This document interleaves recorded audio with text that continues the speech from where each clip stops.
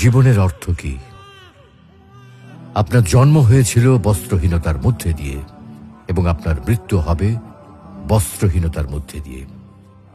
আপনি পৃথিবীতে এসেছিলেন অত্যন্ত দুর্বল হয়ে।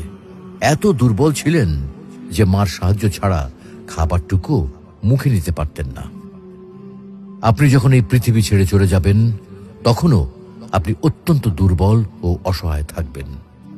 তখন আপনার কাফনের কাপড়টুকু আপনি নিজে পরতে পারবেন না, আরেকজন আপনাকে তা পরিয়ে দেবে। যখন আপনি পৃথিবীতে এসেছিলেন তখন আপনার অর্থ সম্পদ কিছুই ছিল না। যখন আপনি এই পৃথিবী ছেড়ে চলে যাবেন তখনও আপনার অর্থ সম্পদ কিছুই থাকবে না।